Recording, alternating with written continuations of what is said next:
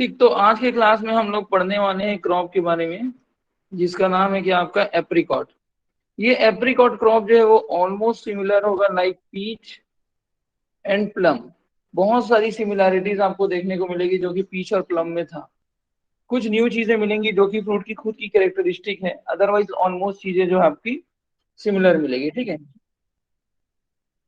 अब यहाँ पास अगर आप देख पाए तो यहाँ पास आपको दिख रहा होगा ये जो फ्रूट क्रॉप हमको यहाँ पे देखने को मिल रहा है ये आपका एप्रिकॉट है, वहीं पे ये प्लम है और ये जो है आपका क्या है, पीच है।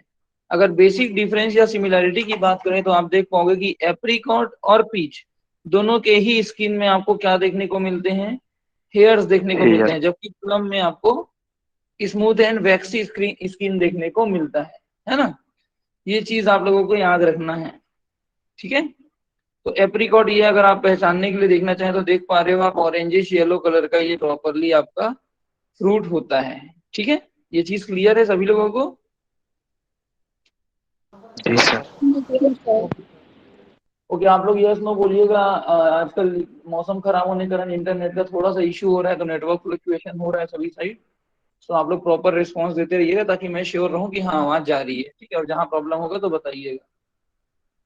ठीक, तो अगर हम लोग इसकी बॉटनी की बात करें, ठीक है, तो इसकी प्लांट की बात करें तो प्लांट लगभग मीडियम साइज का प्लांट होता है।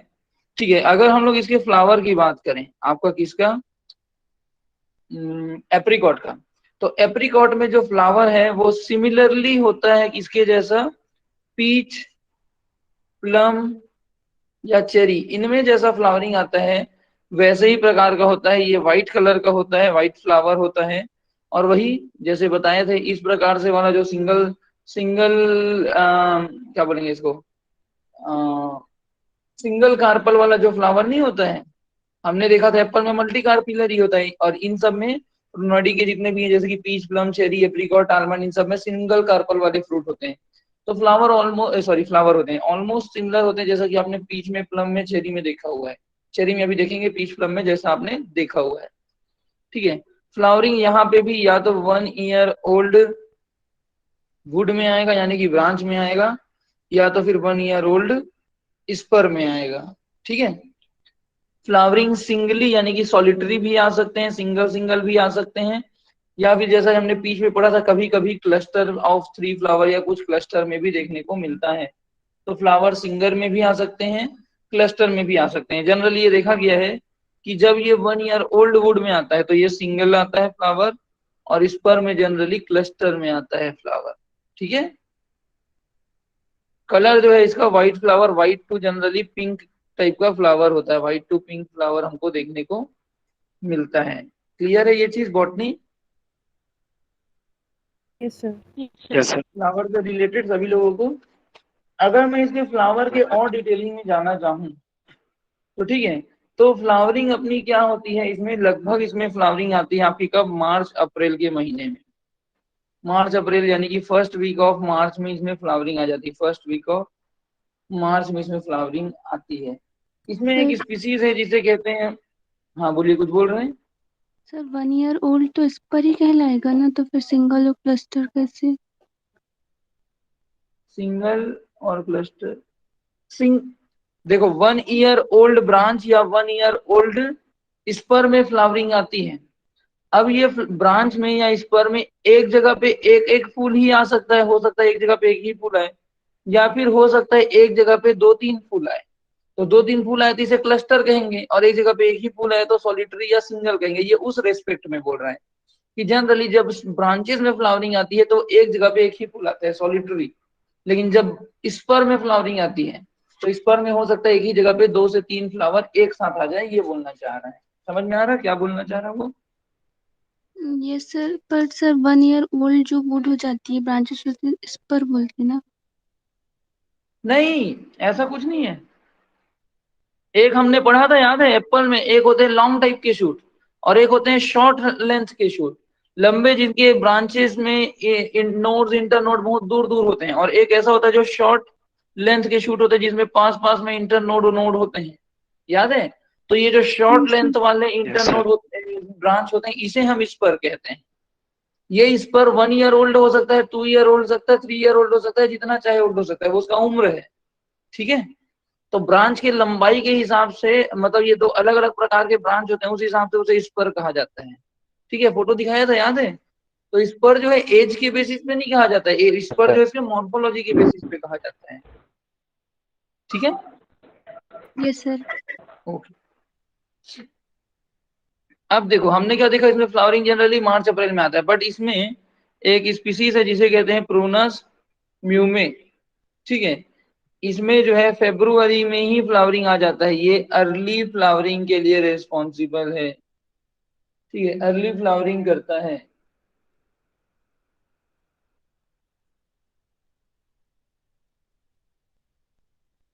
हेलो, हाँ चंद्र प्रकाश, आप रिक्वेस्ट भेजी।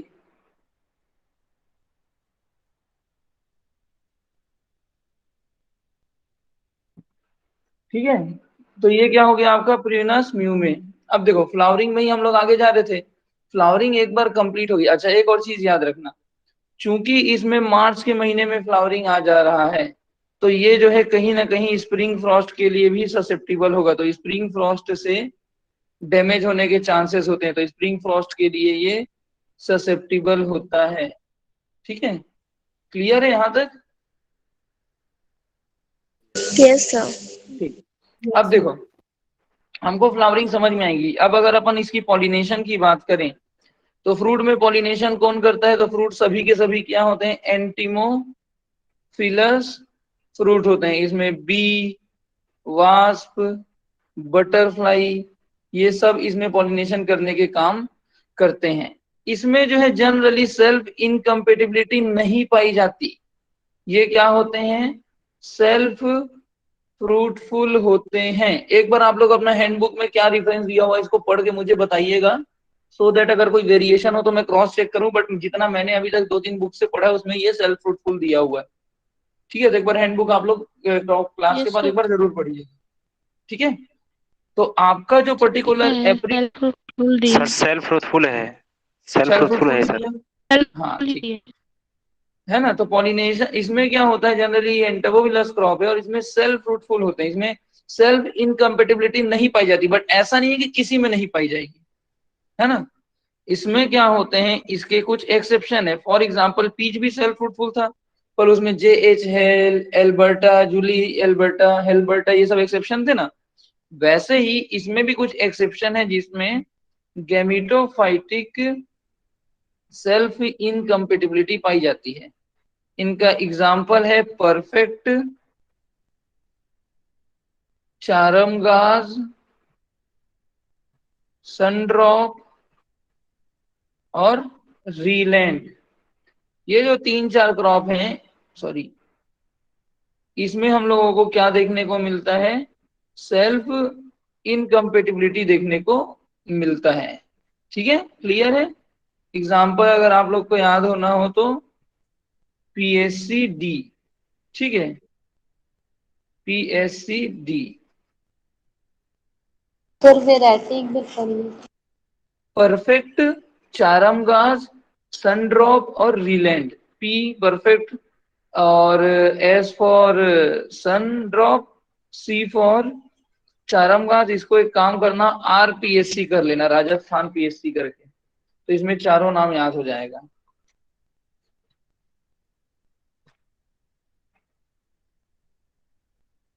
ठीक है, अब हम लोग इसके बॉटनी में चल रहे थे, फ्लावरिंग के बारे में हमने पढ़ लिया, पॉलिनेशन के बारे में लगभग आइडिया हो गया, बाकी मैं आगे और लिखाऊंगा। ठीक है, अब पॉलिनेशन हो गया तो भाई कभी ना कभी तो फ्रूट सेट भी होगा। फ्रूट सेट इंक्रीज करने के लिए हम लोग जिब्रेलिन का स्प्रे करते हैं। फ्रूट जो है जनरली इसमें हार्वेस्ट होता है मई जून के महीने में। फ्रूट कब हार्वेस्ट होता है? जनरली मई जून के महीने में। ठीक है, ये चीज क्लियर है? अब अगर इस फ्रूट की बात करूं मैं, तो हार्वेस्टिंग हो गई आपकी कब? मई जून में। और ये जो फ्रूट है, ये फ्रूट टाइप क्या होगा आपका? कहीं ना कहीं ड्रूप होगा। एडिबल पार्ट क्या होगा? मीसोकार्प एंड एंडोकार्प। जो कर ईपी एंडो के नहीं, एपिकार्प। मीजोकार्पेन, एपिकार्प। ठीक है, इसके अलावा इसके फ्रूट भी क्या होंगे? एक तो वेलवेटी होंगे, इसका फ्रूट का जो स्क्रीन होगा वो क्या होगा, वेलवेटी होगा, यानी कि सॉफ्ट टाइप का होगा। और क्या होगा, प्यूबरसेंट होगा। प्यूबरसेंट मतलब क्या हुआ, short, very short here in on skin. Skin में इनमें क्या होगा, एकदम पतले पतले हेयर्स होंगे। लाइक कौन सा क्रॉप, पीच, जो कि किस में अब्सेंट था, अब्सेंट इन प्लम एंड नेक्टरीन। ये हेयर जो एब्सेंट थे ना प्लम और नेक्टरीन में, ये नहीं पाया जाता, पर पीच में पाया जाता है। क्लियर है? सर स्लाइड नीचे कर। हाँ, ऑप्शन के आगे क्या लिखा सर? सर ये फ्रूट किसके की बात आगे? चल देखो मैं पूरा पढ़ दे रहा हूँ। इसमें फ्रूट सेट करने के लिए अपन जिब्रेलिन का स्प्रे करते हैं। हार्वेस्टिंग जो है मई जून के आसपास होता है। लगभग आप देख पा रहे हैं 3 से 6 महीने का टाइम लगता है flowering to fruit set. Fruit type है ड्रूप, एडिबल पार्ट है मीजोकार्प, एपिकार्प। फ्रूट इसके वेलवेटी और प्यूबसेंट होते हैं। प्यूबसेंट होने का मतलब क्या हुआ, बहुत छोटे छोटे हेयर होंगे स्किन में, जैसा कि पीच में देखा गया है। पर ये हेयर एब्सेंट होते हैं प्लम में और नेक्टरीन में। ठीक है, क्लियर है?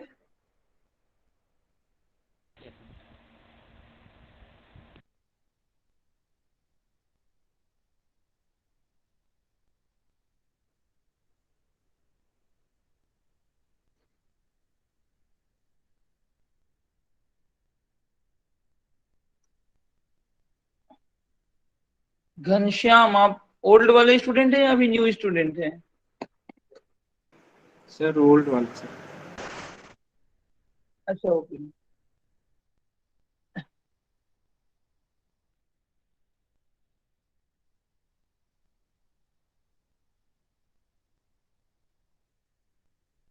क्लियर है, यहां तक हो गया? सबको समझ में आ रहा है ना? एप्रिकॉट, देखो Yes, बेसिक sir. फीचर आप देखोगे तो ऑलमोस्ट सेम है। ठीक है, अब जैसे कि हम लोगों ने फ्रूट के बारे में लगभग चीजें पढ़ ली। अगर फ्रूट के मैं स्किन की कलर की बात करूं, तो आपने फ्रूट अभी देखा है येलो टू ऑरेंज कलर का था skin, yes sir. Yes, sir. Yellow to orange. और कहीं कहीं रेड ब्लश भी आपको देखने को मिलेगा फ्रूट में, मतलब रेड कलर के स्पॉट्स भी देखने को मिलेंगे। वहीं पे अगर अपन फ्लैश की बात करें, यानी कि गूदे की, तो फ्लैश दो प्रकार का हो सकता है। या तो ऑरेंज फ्लैश हो सकता है, या तो कुछ वैरायटी में व्हाइट कलर के फ्लैश यानी कि गूदे भी देख सकते हैं। दोनों प्रकार के कल्टीवार आपको देखने को मिलेंगे, बोथ कल्टीवार्स। ठीक है, क्लियर है? तो फ्लावर की स्किन और ये सारी चीजों का कलर। यस अब अगर मैं इसकी ग्रोथ की बात करूं, तो फ्रूट अपने आप में कौन सा ग्रोथ शो करता है, डबल सिग्मोइड ग्रोथ कर्व। जैसा कि हमने पूरा प्रोनोइडी में हमने पहले ही डिस्कस करके रखा है कि डबल सिग्मोइड ग्रोथ कर्व आएगा भैया। अब ये डबल सिग्मोइड ग्रोथ कर्व आ गया, मतलब समझ गए कैसा ग्रोथ कर्व होगा? बताइए कितने स्टेज होंगे, क्या क्या होंगे? Rapid slow rapid slow rapid rapid, slow, rapid, first, second, third. First में क्या होगा, क्या डेवलप होगा? एंडोस्पर्म। एंडोस्पर्म एंडोस्पर्म और न्यूसेलस। Yes, सेकंड में क्या होगा? पीट hardening. Hardening and seat hardening and embryo embryo development. और दूसरा पीट, या फिर उसी को कहते हैं सीड हार्डनिंग। पीट हार्डनिंग कह लो या सीड हार्डनिंग कह लो। और लास्ट वाले में Final swell. Final swell. Final swell. चलो, तो ये आप लोग को लगभग याद हो चुका है सभी लोगों को। ठीक है, तो ये इसका क्या हो गया आपका, कहीं ना कहीं इसका मैच्योरिटी, इसका जो है डेवलपमेंट स्टेज हो गया। मैं आप लोग को एक और चीज इसमें बताना चाह रहा हूँ, अगर वो मुझे मिल जाए तो मैं बताता हूँ। वो एक इम्पोर्टेंट चीज है। हाँ, लिखिए इसकी मेच्योरिटी। अब देखो, fruit growth and development, flowering and fruiting, everything आप लोगों को क्लियर है। मैं एक बार पूरा बेसिक बता दे रहा हूँ कहानी, फिर कॉम्पिटिटिव पॉइंट वाइज में लिखा दूंगा। ठीक है, अभी जो समझ में आ रहा है उसको अभी लिखिए, और लास्ट में और एक बार मैं पूरा कवर करा दूंगा। ठीक है, तो ये आपका आपका flowering, fruiting, pollination, fruit set, everything आप लोगों को क्लियर हो रहा है। ठीक है, साथ साथ हमको इसकी मेच्योरिटी भी देखना है। अब मान के चलो आपका जो एप्रिकॉट का फ्रूट है वो मेच्योर हो गया, तो आप कैसे पहचानोगे कि फ्रूट मेच्योर हुआ है? तो पहली चीज इसमें जो मैच्योरिटी इंडाइस है बहुत इंपॉर्टेंट है, वो क्या है, स्किन कलर जब कौन से कलर का हो जाए, बेरियम येलो। देखो ये याद रखना, ये कलर क्वेश्चन पेपर में ऑलरेडी पूछा गया है कि किसके मैच्योरिटी इंडाइस में skin colour barium yellow colour का हो जाता है। ये शब्द बहुत इंपॉर्टेंट है, इसलिए इसको अलग से लिखा रहा हूं, अदरवाइज येलो ऑरेंज में खत्म कर सकते थे। और वहीं पे इसका जो पल्प या जिसे हम लोग क्या कहते हैं, फ्लैश कहते हैं, ये कौन से कलर का हो जाए, एम्बल येलो कलर का हो जाए, तो उसे हम लोग क्या कहते हैं, मैच्योरिटी इंडाइस कहते हैं। ठीक है, क्लियर है, बेरियम येलो Yes, sir. और एम्बल येलो। इसके अलावा भी और भी बहुत सारे मैच्योरिटी इंडाइस है जो मैं आप लोग को आगे बताऊंगा। तो यहां तक की प्लांट की बॉटनी क्लियर हुई आप लोगों को? Yes, sir. Yes, sir. Yes, sir. ठीक है, अब देखो इसमें और भी कुछ कुछ एक दो चार चीजें हैं जो आप लोग को समझना है, वो मैं आप लोग को बता देता हूँ। जैसे कि अब हमने अभी तक प्लांट की बॉटनी पढ़ी, कल्टीवेशन के लगभग पोर्शन जो है क्लियर हो गए हैं। मैं एक बार वो सारी पॉइंट्स बता देता हूँ, फिर मैं लास्ट में सिस्टमेटिकली नोट करा दूंगा। अब अगर हम लोग मान के चले बात करें एप्रीकॉट के प्लांट की, एप्रीकॉट के प्लांट प्रोडक्ट की, मतलब एप्रीकॉट से हम लोग क्या क्या बनाते हैं और इसकी क्या क्या न्यूट्रिशनल एंड वैल्यू है। एप्रीकॉट यूजेस एंड प्रोडक्ट्स ऐसे लिख लो कि क्या क्या इसको यूज किया जा सकता है, प्रोडक्ट बनाया जा सकता है। सबसे पहले याद रखना एप्रीकॉट तो बहुत ज्यादा येलो कलर का दिख रहा है, मतलब कौन से विटामिन का रिच सोर्स होगा, Vitamin E. Vitamin A. अब आप लोग को याद होगा विटामिन ए का रिच सोर्स कौन सा है, पैरोटीन। क्या Perotin. है, mango mango. Mango. Mango 4800 IU। उसके बाद कौन सा है, पपाया पपाया पपाया। 2020। लेकिन आप लोग को मैं हमेशा लिखवाता हूँ कि पपाया और मैंगो के बीच में भी और क्रॉप्स आते हैं, persimmon and apricot, apricot apricot. है ना। एप्रिकॉट 3600 IU और पर्सिमोन अप्रोक्सीमेटली 2600 IU पढ़े हैं हम लोग, Yes, sir. यस है ना। तो आप लोगों को ये याद रखना है, आप नॉर्मल स्टूडेंट नहीं है, आप लोग जो है JRF की स्टूडेंट है, तो आपको ये बारीकियां पता होनी चाहिए। 3600 IU पर 100 ग्राम विटामिन ए पाया जाता है। ठीक है, याद रखेंगे इसमें जो पल्प है उसमें 1% तक पेक्टिन पाया जाता है। अब देखो इसका प्रोसेसिंग करके हम लोग कुछ प्रोडक्ट बनाते हैं, ये आपको पता होना चाहिए। जैसे कि पापड़, इसमें से एक प्रोडक्ट बनाया जाता है पापड़। क्या करते हैं, उसके पल्प को लेंगे और जमीन में एकदम पतला चादर टाइप से ऐसे बिछा देंगे और उसको ड्राई करेंगे। आप लोगों ने देखा होगा ना, आम का भी आम पापड़ बनता है यस सर। है ना। Yes, sir. वैसे ही फ्रूट फ्रूट पल्प को लेते हैं, एकदम पतला पतला उसको अपन जो है स्प्रेड करेंगे और उसके बाद उसको क्या करेंगे, डिहाइड्रेट कर देंगे, तो पापड़ जैसा बनता है ना। वैसे ही मान के चलो पल्प का पापड़। तो एक पहला प्रोडक्ट क्या हो गया, पापड़। दूसरा इसमें बनाया जाता है जिसे कहते हैं एप्रिकॉट लेदर। एप्रिकॉट लेदर या इसी को कहा जाता है कमारुद्दीन। अब याद रखेंगे आपको क्वेश्चन पूछा जाएगा कमारुद्दीन से, ना कि एप्रिकॉट लेदर के नाम से। कमारुद्दीन इज अ प्रोडक्ट ऑफ, ठीक है। तो याद रखेंगे इसमें क्या करते हैं, पल्प सबसे पहले हम लोग क्या करते हैं, पल्प को किससे ट्रीट करते हैं, पल्प को सबसे पहले ट्रीट करते हैं हम लोग सल्फर डाइऑक्साइड से। ठीक है, सल्फर डाइऑक्साइड जो है कहीं ना कहीं पल्प के प्रिजर्वेशन में काम करता है, फ्रूट के प्रोसेसिंग में यूज करते हैं, कई बार पढ़े हुए हैं इस चीज को हम सब लोग, है ना। Yes, sir. तो पल्प को सबसे पहले ट्रीट करेंगे किससे, SO2 से। और एक बार ये ट्रीट कर लिए उसके बाद क्या करेंगे हम लोग, मिक्स करते हैं इसमें सुक्रोज या फिर ग्लूकोज। ठीक है, और जो हमारा प्रोडक्ट बनता है उसको हम लोग एप्रिकॉट लेदर या कमारुद्दीन कहते हैं। याद रखेंगे ये एक दो प्रोडक्ट हैं। इसके अलावा एक बेवरेज बनाया जाता है जिसको हम लोग क्या कहते हैं, एप्रिकॉट नेक्टर। तो इससे नेक्टर बनाया जाता है जिसको हम लोग क्या कहते हैं, एप्रिकॉट नेक्टर। और चौथा इंपॉर्टेंट प्रोडक्ट है जिसे कहते हैं चलोरी, और यही सबसे इंपॉर्टेंट है। चलोरी क्या है, तो चलोरी जो है ड्राइड प्रोडक्ट है। क्वेश्चन आता है कि चलोरी या कमारुद्दीन, ये सब जो नाम है ना, ये इंपॉर्टेंट है, याद रखना। Dried product from wild apricot, wild apricot किससे बनाने वाला जो आपका ड्राई प्रोडक्ट है उसको हम लोग चलोरी कहते हैं, याद रखना। पांचवा आता है लेक्टराइल। लेक्टराइल क्या है? सीड से एक्सट्रैक्ट किया जाता है, एक कंपाउंड है, एक्सट्रैक्टेड फ्रॉम सीड। ये जो है आपका क्या है? एंटी कैंसरस कंपाउंड है, एंटी कैंसरस, कैंसर ट्रीटमेंट में यूज होता है। और छठवां केमिकल इसमें आता है जिसे कहते हैं लेक्टोन। ये अरोमा के लिए रिस्पॉन्सिबल होता है। देखो ये लेक्टोन पीच में भी आपने पढ़ा है, पीच में एरोमा के लिए रिस्पॉन्सिबल कौन होता है? तो लेक्टोन। ये क्वेश्चन पूछा गया है। लेक्टराइल को कैंसर ट्रीटमेंट के लिए यूज किया जाता है कि नहीं जाता है? ये क्वेश्चन पूछा जा चुका है। चलोरी किसका प्रोडक्ट है? ये पूछा जा चुका है। कमारुद्दीन पूछ सकता है, ऐसा मेरा इंट्यूशन है कि ये पूछा जा सकता है कभी किसी एग्जाम में। अदरवाइज मोस्टली जो क्वेश्चन पूछा था चलोरी, लेक्टराइल और लेक्टोन, ये तीनों का। लेक्टोन में भी वो पूछता किससे है? आपके पीच से। क्लियर है? Yes, sir. ठीक, सब लोग लिख लिए यहाँ तक? Yes sir. Yes, sir. Sir हो पांचवा गया? वाला Yes, कह sir. रहे थे। पांचवा लेक्टेराइल, LACTARIL, लेक्टेराइल। सीड से निकालते हैं इसको, कैंसर ट्रीटमेंट में यूज किया जाता है।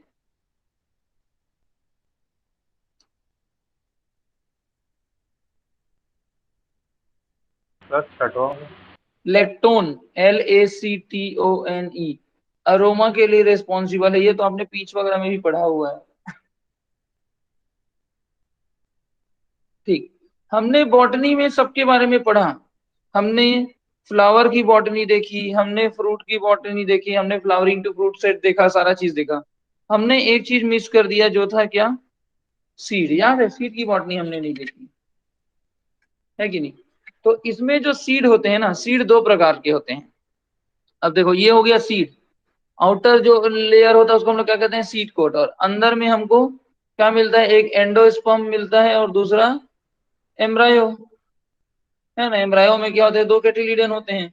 तो अंदर में ये जो एम्ब्रायो वाला सेक्शन मिलता है, इसी को हम लोग क्या कहते हैं? कर्नल कहते हैं कि नहीं कहते हैं? जिसको हम खाते हैं जी। Yes, sir. इसमें कॉटिलिडन वगैरह सारा यस चीज सर। आता है। तो ये जो कर्नल है ये दो प्रकार के होते हैं। एक जिसे हम लोग क्या कहते हैं? स्वीट कर्नल वाली वेराइटी कहते हैं, और दूसरा जिसे हम लोग क्या कहते हैं?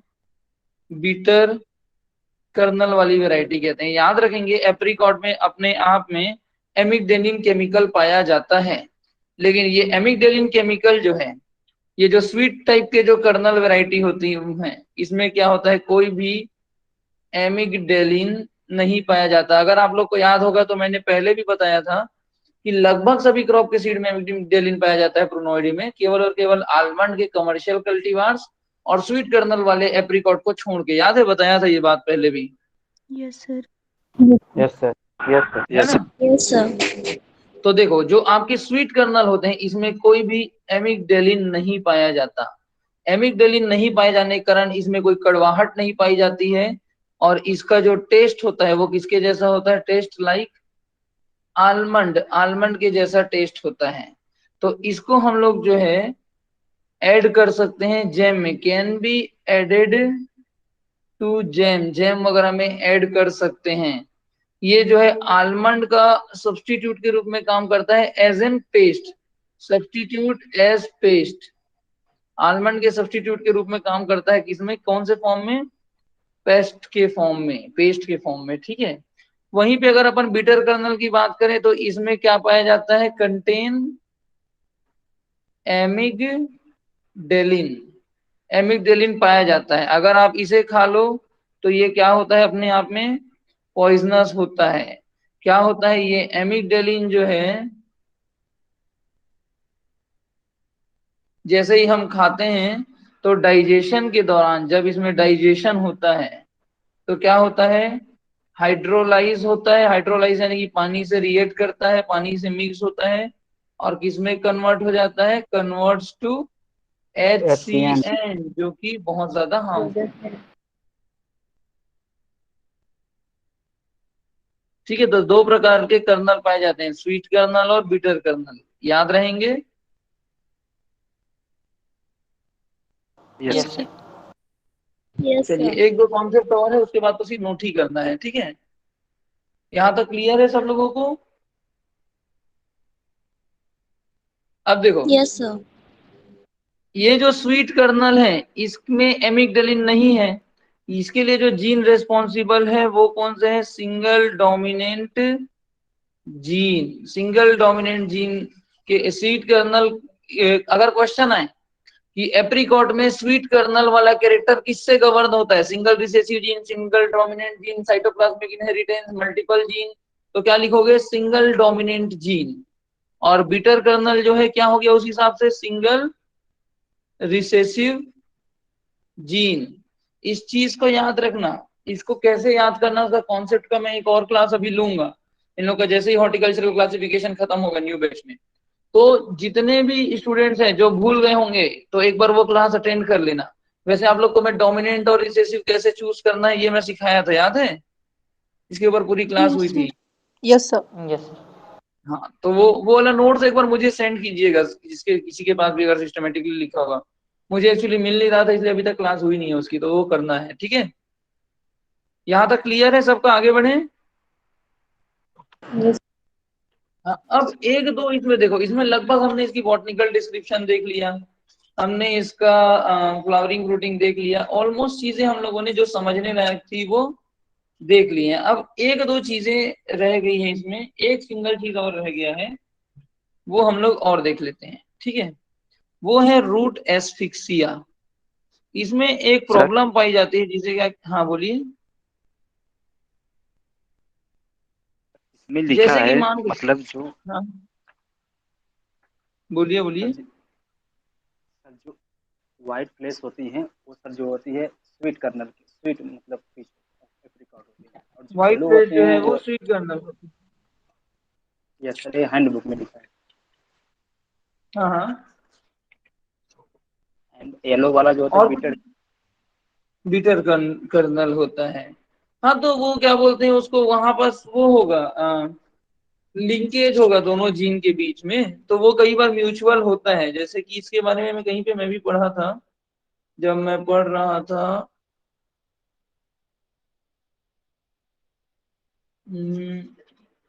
कुछ लिंकेज होगा उसमें, तो कोई दिक्कत नहीं है उसमें। व्हाइट कर्नल का हो सकता है कि रिसेसिव जीन के साथ वो डोमिनेंट जीन के साथ कॉम्बिनेशन हो, और उसका जो है रिसेसिव जीन के साथ, तो वैसा हो सकता है, कोई दिक्कत नहीं है, ठीक है। ठीक, अब हम लोग आ जाते हैं रूट एस्फिक्सिया में, ठीक है। अब मान के चलिए कि आपका एप्रिकॉट का पौधा ये आपका लगा हुआ है फील्ड में। अब फील्ड में लगा हुआ है, अचानक से बहुत ज्यादा मात्रा में हैवी रेनफॉल हो गया, ठीक है। और रेनफॉल हो गया बहुत ज्यादा मात्रा में, 2-4 दिन के लिए यहाँ पास पानी जम गया। या फिर ये मान के चलो कि किसी कारणवश आपके फील्ड में ड्रेनेज की समस्या है, तो वाटर लॉक्ड कंडीशन हो गया। समझ रहे हो क्या क्या कंडीशन हो गया? हैवी रेनफॉल हो सकता है, ठीक है, पुअर ड्रेनेज हो सकता है, वाटर लॉगिंग हो सकता है।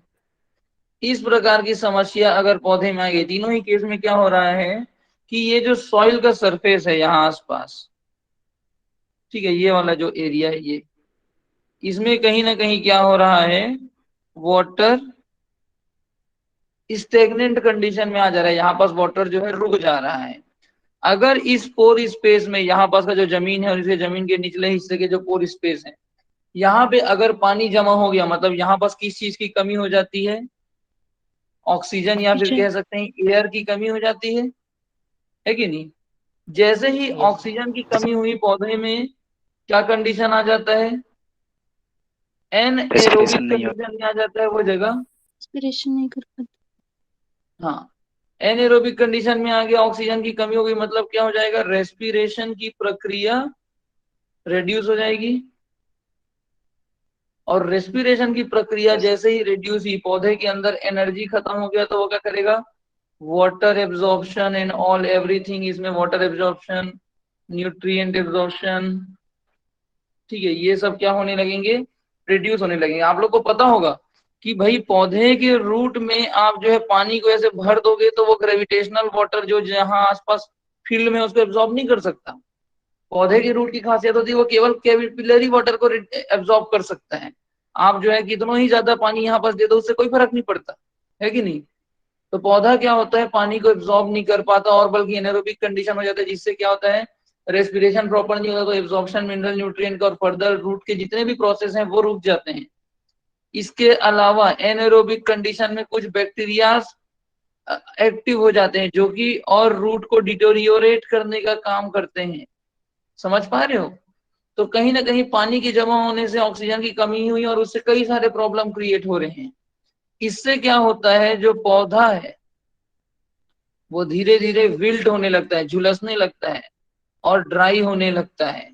और अल्टीमेटली इसके जो पत्तियां होती हैं, लीव्स जो है वो पीली पड़ जाती हैं, लीव्स पीली पड़ जाती हैं, ड्राई हो जाती हैं और जमीन में गिर जाती हैं। यही तो सिम्टम है ना विल्टिंग का, और पौधे की डेथ तक हो सकती है। तो इस प्रकार से पानी के जमाव होने के कारण जो पौधे में सूखने की प्रक्रिया देखने को मिलती है उसे ही हम लोग क्या कहते हैं, रूट एस्फिक्सिया कहते हैं। ये चीज वैसे पहले भी डिस्कस कर चुके हैं, समझ में आ रहा है ये चीज। Yes sir. Yes sir. ठीक है, तो इतनी चीजें हैं जो आपको एप्रिकॉट में जाननी थी। ये सारे कॉन्सेप्ट क्लियर हुए आपके। Yes sir. Yes, sir. चलिए, तो अब थोड़ा सा अब एप्रिकॉट में स्पीसीज ही रह गया है, तो चलिए एप्रिकॉट का अब हम लोग जो है प्रॉपरली इसको सिस्टमेटिकली नोट करने की कोशिश करते हैं। जितना समझाया वो नोट कर पाए सब लोग। Yes, yes sir. ठीक है, चलिए जो जो रटने वाली चीजें हैं वो अब लिखते जाइए। प्रूनस अर्मेनियाका, यही इसका बॉटनिकल नेम है, थोड़ा फास्ट लिखेंगे। ठीक है, फैमिली क्या हो गई, रोजेसी। सब फैमिली क्या हो गई, प्रोनोइडी। प्रोनोइडी। प्रूनोइडी। रुनवाइडी। जीनस प्रूनस है। प्रूनस। ठीक है, ओरिजिन चाइना। चाइना में भी कौन सा, नॉर्थ ईस्टर्न चाइना। अब मैंने नॉर्थ ईस्टर्न चाइना कहा है भैया, इसको थोड़ा आराम से समझना। ये चीज अगर आप समझ गए तो कहीं ना कहीं इसका बिहेवियर भी समझ में आने लायक हो जाएगा। अब जैसे कि आ जाते हैं अपन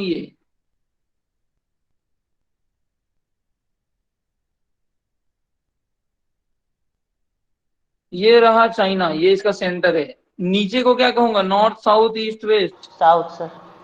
साउथ, South. ऊपर नॉर्थ, इधर ईस्ट और इधर वेस्ट। Yes.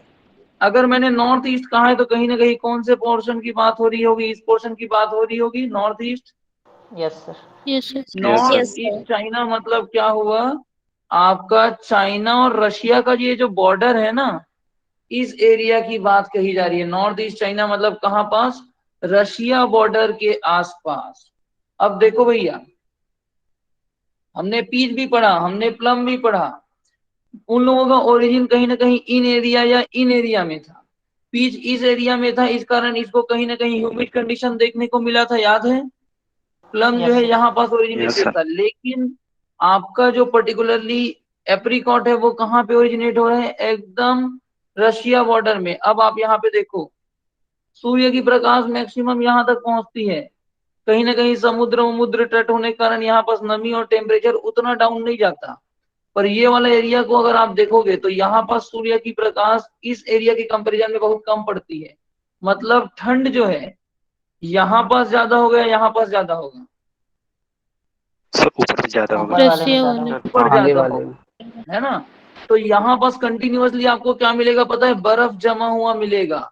इसीलिए आप लोगों को यहाँ पर, अच्छा रशिया का कभी भी फोटो देखते होगे आप लोग, आपके कोई फ्रेंड लोग मेडिकल वेडिकल करने गए होंगे, देखते हो हमेशा बर्फ जमा रहता है वहां। तो ऐसा लगता है यस। कि डेजर्ट है वो। डेजर्ट यानी कि किस चीज का डेजर्ट है, कोल्ड डेजर्ट, कहीं ना कहीं बर्फ का डेजर्ट है। तो आप लोग पढ़ते हो ना कि कहीं ना कहीं पी एप्रिकॉट कहाँ ग्रो होता है, कोल्ड डेजर्ट में, यानी कि जहां पे बर्फ का रेगिस्तान हो वहां पे। भाई इन एरियाज में केवल और केवल बर्फ ही मिलेगा, समझ रहे हो। तो वैसे एरिया में ये ओरिजिनेट हुआ है, इसलिए हम लोग पढ़ते हैं कि ये कौन से एरिया में ग्रो हो सकता है अच्छे से, तो भाई ये कोल्ड डेजर्ट में ग्रो होता है। उसके ओरिजिन को अगर आप समझोगे ना तो आप थोड़ा सा बेटर रिलेट कर पाओगे। ठीक है, तो ये बॉर्डर समझ में आया, रशिया बॉर्डर के आसपास। 2n is equal to 2x is equal to 16 इसका क्रोमोसोम नंबर है। एप्रिकॉट को ही खुमानी भी कहते हैं, लिखिए, या फिर कॉपरी फ्रूट भी कहते हैं। देखियो कॉपर कलर का था तो कॉपरी फ्रूट भी कहते हैं, या अर्मेनियन प्लम भी कहते हैं। अब ये अर्मेनिया का कॉन्सेप्ट समझिए। अर्मेनियन प्लम या प्रूनस अर्मेनिया का नाम क्यों लिखा गया है? क्योंकि इसको सबसे पहले यूरोप में अर्मेनियन ट्रेडर्स ने लाया था। अर्मेनियन ट्रेडर्स ने लाया था तो लोगों को क्या लगा कि अर्मेनिया ही इसका ओरिजिन होगा, इसलिए लोगों ने इसका नाम क्या रख दिया? अर्मेनिया का। क्लियर है? जैसे कि मेंडलर जैसा Yes, दिखने sir. वाले फ्रूट को इंडिया में जापानी होने लगा तो नाम क्या रख दिए? जेपनीज मिडलर। मेंडलर, है ना? वैसे ही। क्लियर है यहां तक? अब देखो यस सर। भाई, यस अब सर। रेगिस्तान है वो, चाहे बर्फ का हो या रेत का हो, पानी का बहुत ज्यादा अवेलेबिलिटी होगा क्या? No, sir. नो तो सर। वहां पर जो पौधा डेवलप होगा वो एक्चुअल में ड्रॉट हार्डी होगा कि नहीं होगा? तो समझ यस जाइए, sir. Drought Yes. Hardy and salt tolerant. ठीक है, अपने आप में ये क्या है भैया? हार्डी क्रॉप है, रिलेट कर लीजिए इस चीज को। ठीक है, ये चीज क्लियर है? सर ये समझ नहीं ये सर ये नहीं समझ पाया ड्रॉट हार्डी वाला। ड्रॉट हार्डी मतलब भाई देखो, बर्फ जमा हुआ है, आजू बाजू बहुत पानी है, लेकिन बर्फ के फॉर्म में जमा हुआ है, तो एब्जॉर्ब कर पाओगे? No sir. नहीं कर पाओगे। तो भाई जहां पे पानी की अवेलेबिलिटी ही कम है, अगर वहां पे कोई क्रॉप ग्रो हो रहा है तो वो कब ग्रो हो पाएगा? जब उसके अंदर ड्रॉट हार्डीनेस होगा ना। आंवला, आंवला, फिग, बेर, ये सब अपने आप में ड्रॉट हार्डी है, तभी तो सेमी एरिड एरिड रीजन में ग्रो हो पाते थे, हमने देखा था ना, याद है? Yes sir.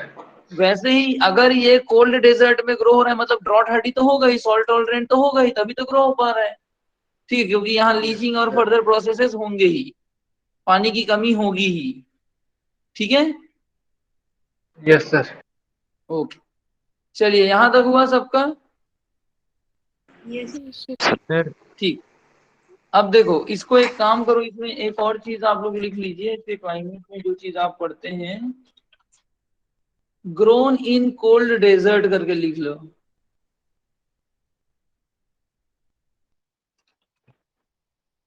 Grown in cold desert.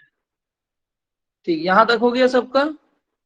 Yes sir. इसकी एक वाइल्ड स्पीसीज पाई जाती है जिसे हम लोग कहते हैं जरदालू। लिख लीजिए, जरदालू। ये क्या है? इसकी एक वाइल्ड स्पीसीज है। ये कहाँ है? इंडिजिनस टू इंडिया, इंडिया में ही पाई जाती है, indigenous to India.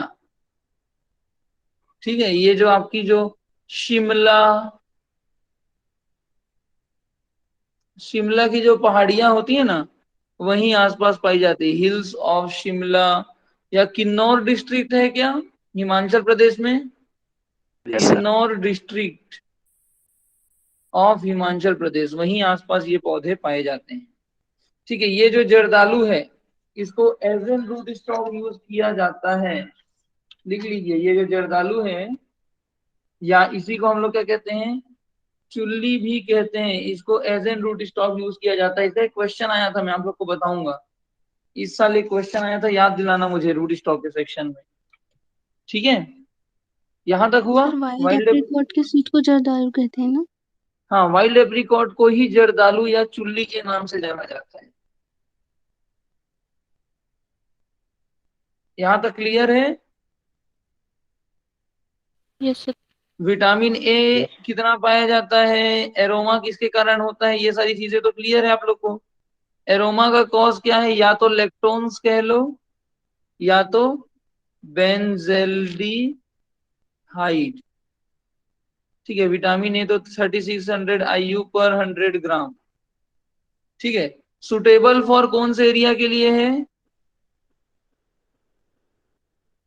Cold desert, या फिर क्या कह सकते हैं, ड्राई टेम्परेट रीजन। क्लियर है? सीड में केमिकल पाया जाता है जिसे हम लोग कहते हैं एमिग्डेलिन। अब मैं सिर्फ कॉम्पिटिटिव पॉइंट लिखा रहा हूं ना, समझाने वाली चीजें हो गई हैं।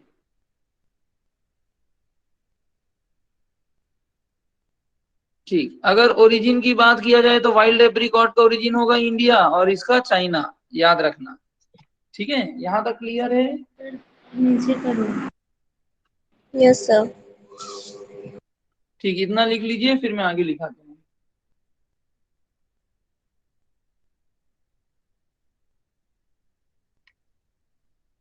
सर तो चलिए, हो कोल्ड गया। हार्डी भी होगा ना? हाँ, कोल्ड हार्डी तो होगा ही, लिखा हुआ है।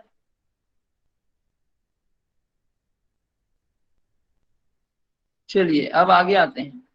अब इसके कुछ रिलेटेड स्पीसीज के बारे में देखते हैं, कौन कौन से रिलेटेड स्पीसीज है। जो सबसे इंपॉर्टेंट है वो लिखा रहा, ठीक है।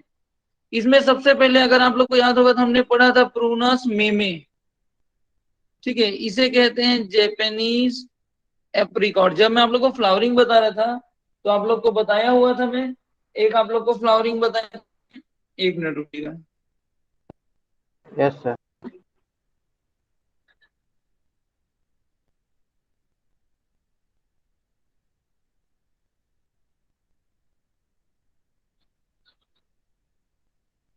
लग जाए काम को, उधर आगे छोड़ दूंगा, आपको फोन करूंगा वहां।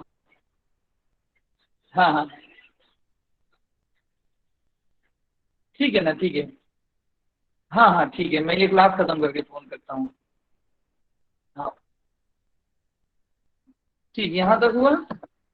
ये जो प्रूनस मेमे है इसे ही हम लोग क्या कहते हैं, जापानीज एप्रिकॉट कहते हैं। याद है हमने पढ़ा था earliest to bloom. Yes yes. Sir. एक ऐसा है जो कि फरवरी के महीने में ही फ्लावरिंग करता है, याद है। तो ये फरवरी में ही फ्लावरिंग कर लेता है और ये अपने आप में ऑर्नामेंटल स्पीसीज भी है, तो ये याद रखेंगे। ठीक है, याद रहेगा। Yes sir.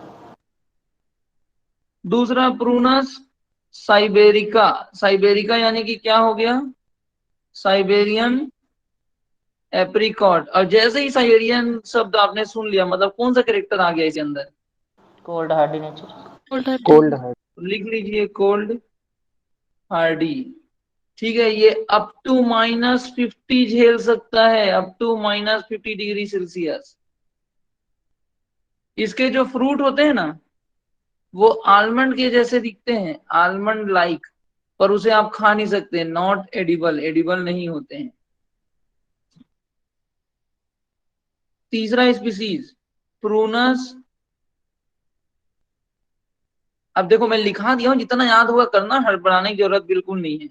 मैंचुरिका, इसे कहते हैं मंचूरियन एप्रिकॉट, मंचूरियन एप्रिकॉट। ठीक है, ये भी कोल्ड हार्डी है। स्पेलिंग क्या है सर? MANDSCHURICA।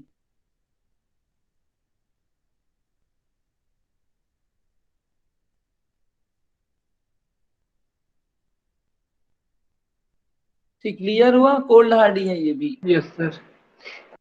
एक अंतिम अगर और लिखना चाहे तो प्रूनस डेसिकार्पा। ये जो है आपका पर्पल एप्रिकॉट है। ठीक है, ये हाइब्रिड है आपका, बस इतना ही याद रखो, काफी है। ये क्लियर है। इसके प्रोडक्ट्स को और मैं नहीं लिखा रहा हूं, मैं बस नाम लिखा दे रहा हूं। ठीक है, आपको डिस्क्रिप्शन तो मिल गया है, सर ये यहीं स्लाइड पे देते लिख देता हूँ। हाँ, इसके प्रोडक्ट के नाम अगर आप लोग को याद हो तो पापड़, नेक्टर, आप लोग लाइन से लिख लिए रहो, जगह छोड़ के आप लोग बाद में इसमें लिख लेना, कमारुद्दीन। उसके बाद हमने इसमें क्या पढ़ा था, लेक्टेराइल एंटी कैंसरस कंपाउंड, है ना। चलोरी, ड्राइड प्रोडक्ट पढ़ा हुआ था, ये सारी चीजें।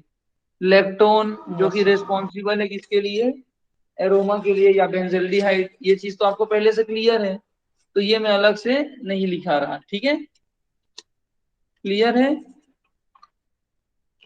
Yes sir. ठीक, उसके बाद हम लोग आ जाते हैं,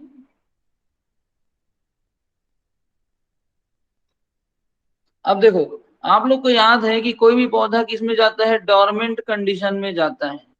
डोरमेंट कंडीशन में जाने के बाद फेब्रुवरी मार्च के महीने में डोरमेंसी टूटती है। डोरमेंसी टूटने के बाद पौधे में क्या आती है? फ्लावरिंग आती है। तो ये फ्लावरिंग कब आती है? जब उसका ग्रोइंग डिग्री आवर कंप्लीट होता है, याद है? यस और सर। हमने Yes, on sir. An average पढ़ा कि जब उसको वातावरण में गर्माहट मिलती है, लगभग 10 डिग्री सेल्सियस के आसपास टेम्परेचर पहुंचता है, तो उसमें फ्लावरिंग होना इनिशिएट हो जाता है। ये हम लोगों ने कई बार ऐसे ही बेसिकली डिस्कस किया हुआ। एक बहुत प्यारा सा क्वेश्चन बना था, ट्रेजर ऑफ फ्रूट साइंस करके एक बुक है, कि एप्रिकॉट को फ्लावरिंग करने के लिए न्यूनतम टेम्परेचर कितना होना चाहिए, मिनिमम टेम्परेचर।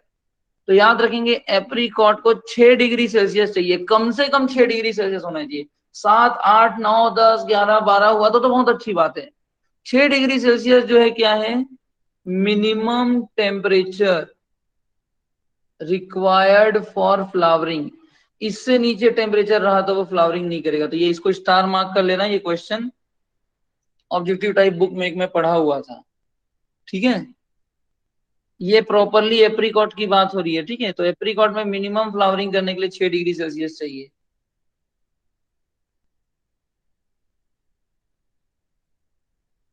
क्लियर है? और सर ऑन एन एवरेज में सर? ऑन एन एवरेज तो 10 डिग्री सबको चाहिए ही।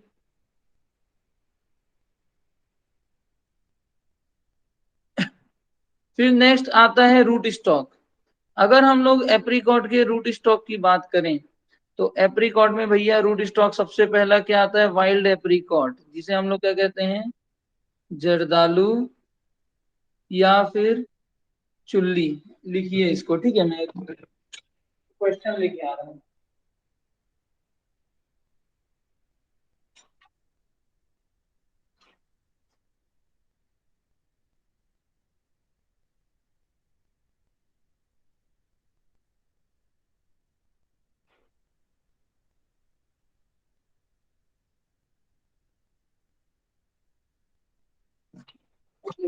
ये इसका नहीं था, वो एक्चुअली पैराडॉक्स का क्वेश्चन था। ठीक है, वो मैं आप लोग को वॉलनट में बताऊंगा।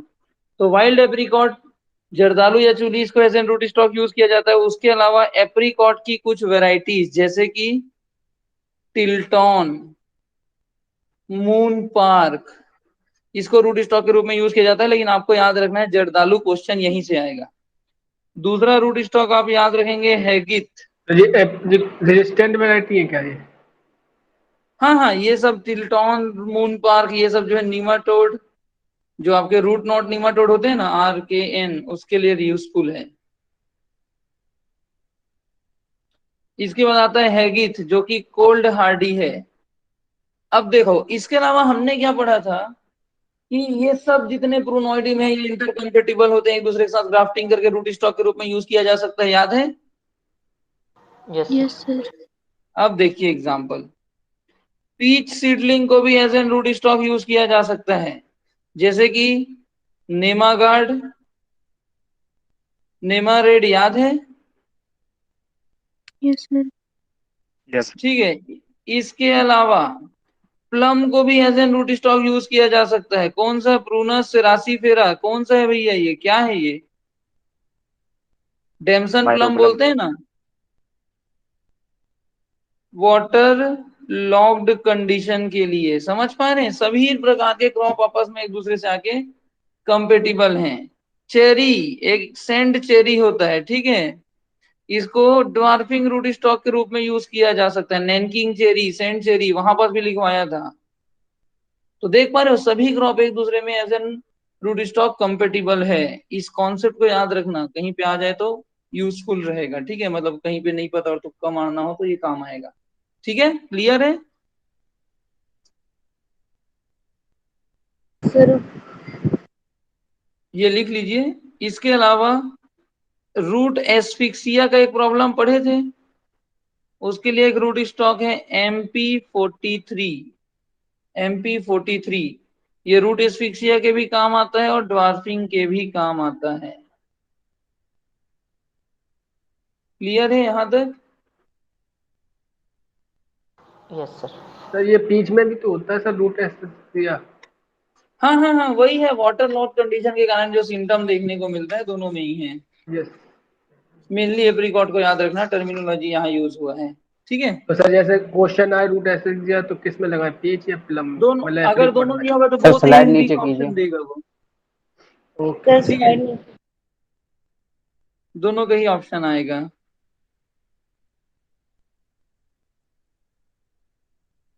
चलिए यहां तक हो गया सबका। Yes sir. ठीक, जहां पे लगेगा कि हो गया सर, नहीं हो पा रहे और आगे, तो बता देना, मैं तब तक नोट करा रहा हूं। ठीक है, फिर नेक्स्ट आता है प्रोपगेशन। तो प्रोपगेशन वही है, सीडलिंग रूट स्टॉक या वाइल्ड एप्रिकॉट हो गया, उसके लिए आप लोग क्या करोगे, सीड का उपयोग करोगे। तो सीड से प्रोपगेशन किसके लिए होगा, सीडलिंग रूट स्टॉक लिख लेना, GA3 से इसका जर्मिनेशन बढ़ेगा, लिख लेना। सीडलिंग रूट स्टॉक के लिए हम लोग सीड का उपयोग करेंगे। वहीं पे कमर्शियल की अगर अपन बात करें, कमर्शियल प्रोपगेशन, तो वही है टी बडिंग और टंग टंग ग्राफ्टिंग। ग्राफ्टिंग। ठीक है, कोई नई चीज नहीं है। टी बडिंग नहीं है तो आप चीप बडिंग को टिक करोगे, याद है ये चीज हमने पहले भी पढ़ा हुआ है। तो वही यस सर।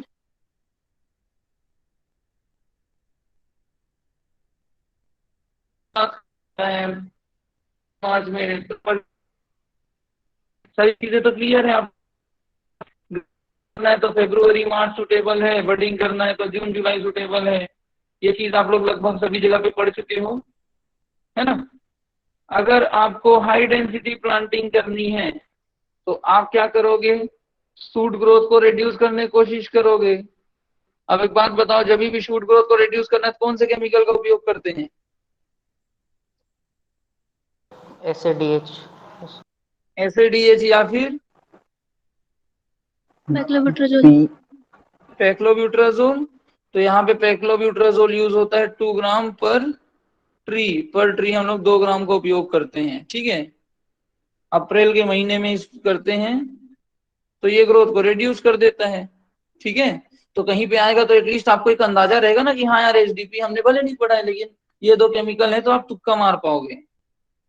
उसके बाद अगर मैं इसके ट्रेनिंग सिस्टम की बात करूं तो ट्रेनिंग सिस्टम में क्या आ जाएगा, modified ladder system.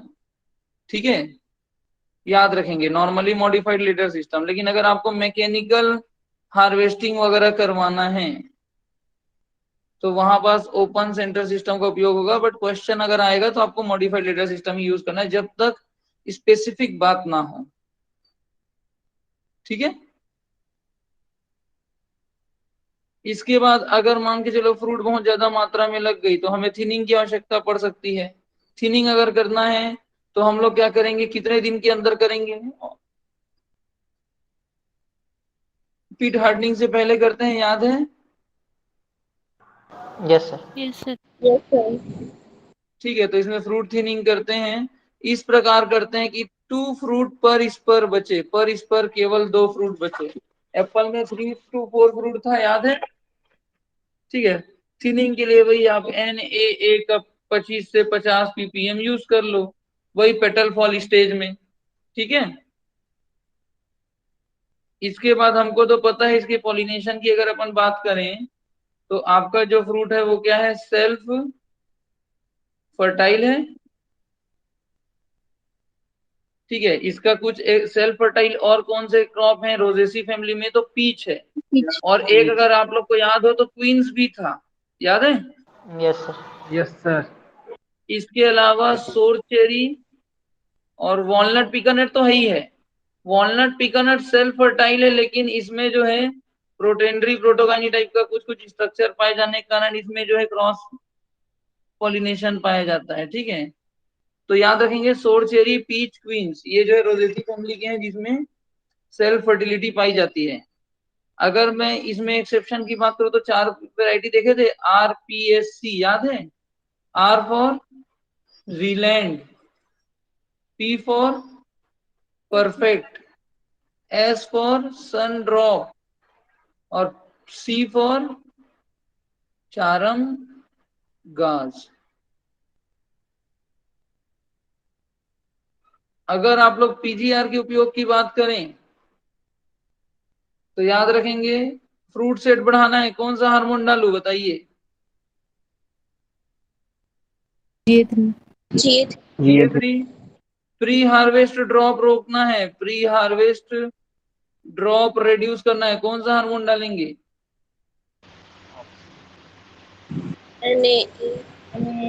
NAA oxygen ही बढ़ाएंगे ना। मुझे फ्लावर थिनिंग करनी है, बताइए कौन सा हार्मोन डालूं? DNOC. DNOC याद हो गया। ठीक है, तो इस प्रकार से हम लोग चीजों को उपयोग कर सकते हैं। वहीं पे हम लोग अब इसके आ जाते हैं हार्वेस्टिंग पे। तो हार्वेस्टिंग का महीना है भैया मई जून। ठीक है, हार्वेस्टिंग करने के बाद अगर हम लोग ड्राई करते हैं तो ड्राइड एप्रिकॉट को हम लोग किससे एक्सपोज करते हैं? सल्फर डाइऑक्साइड फ्यूम से, क्योंकि सल्फर डाइऑक्साइड जो है कहीं ना कहीं ब्राउनिंग को रोकता है और माइक्रोबियल अटैक को रोकता है। तो ये किसके लिए काम आता है? To avoid post harvest disease. हम लोग क्या करते हैं? सल्फर डाइऑक्साइड से ट्रीट करते हैं। इसके स्टोरेज की बात करें तो 0 डिग्री सेल्सियस में स्टोर करते हैं, 85 से 95% RH में, लगभग सेम है। कैल्शियम क्लोराइड 2% का स्प्रे करते हैं, यूज करते हैं, क्या कारण होगा बताओ? सेल्फ लाइफ इंक्रीज करने के लिए. सेल्फ लाइफ को इंक्रीज करता है, फ्रूट फॉर्मनेस को इंक्रीज करता है। ठीक है, सर क्या हाँ बोलिए। सर जो ऊपर ड्राइड हाँ ड्राइड एप्रिकॉट, यस सर, उसके आगे सल्फर डाइऑक्साइड फ्यूम SO2 जो होता है ना, उससे ट्रीट करते हैं।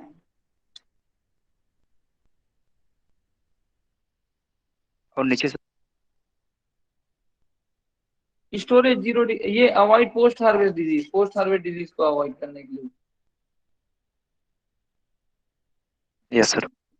ठीक है, fruit drop fruit thinning clear है। NAA फ्रूट थिनिंग में अगर आप लोग और लिखना चाहो तो इथरल का भी यूज लिख सकते हो। ठीक है, फ्रूट ड्रॉप तो आप लोग को समझ में आ रहा होगा। हाँ, फ्रूट ड्रॉप में इंपॉर्टेंट पॉइंट लिखना, कहाँ पे है ड्रॉप? चलो यहीं पे बना दो। हमको याद है कि फ्रूट ड्रॉप टोटल 3 स्टेज में होता है, हमने पढ़ा हुआ है एप्पल में। अर्ली ड्रॉप, जून ड्रॉप, और तीसरा होता है जिसे कहते हैं प्री हार्वेस्ट ड्रॉप। ये जो थर्ड ड्रॉप होता है ना, इसे ग्रीन ड्रॉप कहते हैं, याद रखना। एप्रिकॉट में ग्रीन ड्रॉप, ये फिजियोलॉजी की बुक में मिली हुई थी, तो इस चीज को याद रखेंगे। ठीक है, फ्रूट ग्रोथ एंड डेवलपमेंट की बात करें तो ये डबल सिग्मोइड ग्रोथ कर्व है। ठीक है, पीट हार्डनिंग सेकेंड स्टेज और फाइनल स्वेल थर्ड स्टेज। ठीक है, अगर मैं मैच्योरिटी की बात करूं तो मैच्योरिटी कब आएगा? बेरियम, येलो, स्किन कलर, लगभग चीजें आप नोट कर चुके हो, मैं बस सिस्टमेटिकली कोशिश कर रहा हूँ नोट हो जाए। Amber yellow, flash colour, clear है। इसके अलावा दूसरा मैच्योरिटी क्या हो सकता है? तो आप अभी तक पढ़ते आ रहे हो, फर्मनेस क्या मशीन है? ड्यूरोमीटर, और एक क्या है? Pressure tester. ठीक है, इसमें तो अब कुछ नया रह ही नहीं गया, आपको याद होगा 5 से 5.7 kg, इसको बस रिफरेंस के लिए याद रखो, बाकी कुछ खास है नहीं। राइपनिंग के लिए कौन से हार्मोन का उपयोग करेंगे भाई? इथाइलिन. इथाइलिन 25 से 50 ppm। ठीक है, कुछ नया नहीं है। फ्लावरिंग फ्रूटिंग एक्सप्लेन करने की जरूरत तो नहीं है, वो तो आप लोग को लगभग चीजें क्लियर हो गई है ना? Yes, sir. इस पर में आता है, ये है वो है, इसकी सारी चीजें आप पढ़ चुके हो। अगर मैं मिनरल डेफिशिएंसी की बात करूं, जिंक डेफिशिएंसी क्या होगा बताइए? लिटिल लीफ या रोजेट लीफ. Little leaf. ठीक है, तो ये आपको पहले से क्लियर है। ठीक है, याद रखेंगे। एक चीज बहुत इंपॉर्टेंट है जो याद रखना है कि minimum temperature for flowering in apricot कितना है? 6 6 degree. Degree Celsius. 6 डिग्री। हाँ, ठीक है, तो लगभग चीजें यहाँ पे आपकी कंप्लीट हो जाती है इसमें। अब देखो इसमें बच गया है इंसेक्ट डिजीज और वैरायटी। तो एक काम करते हैं, इंसेक्ट डिजीज और जो वैरायटी वाला सेक्शन है इसको मैं नेक्स्ट वीडियो लेक्चर में आप लोगों को कवर कराता हूँ। एक शॉर्ट सा वीडियो लेक्चर बना लेंगे, आधे घंटे या 20 मिनट के आसपास टाइम लगेगा, और जो जो कॉम्पिटिटिव पॉइंट्स और छूट गए होंगे वो मैं मार्क कर लिए रहूंगा। तो वो चीजें मैं आप लोग को 15 से 20 मिनट के कल के क्लास के स्टार्टिंग सेशन में मैं एक वीडियो बना दूंगा, मतलब एक क्लास अपन ले लेंगे, एक लेक्चर, जिसमें हम लोग उसको कंप्लीट कर लेंगे। तो पार्ट 1 एंड पार्ट 2 में आपका एप्रिकॉट कंप्लीट हो जाएगा। एंड आफ्टर दैट कल हम लोग आलमंड की कुछ बेसिक को आधा एक घंटा डिस्कस करेंगे, और उसका जो नोट करने वाला पोर्शन है उसको नेक्स्ट क्लास में नोट कराऊंगा। तो आलमंड कल कवर हो जाएगा, कल और परसों मिला के, and after that upon cherry की ओर मूव करेंगे। ठीक है, तो मैं वीडियो रिकॉर्डिंग हाँ एक मिनट, रिकॉर्डिंग ऑफ कर रहा।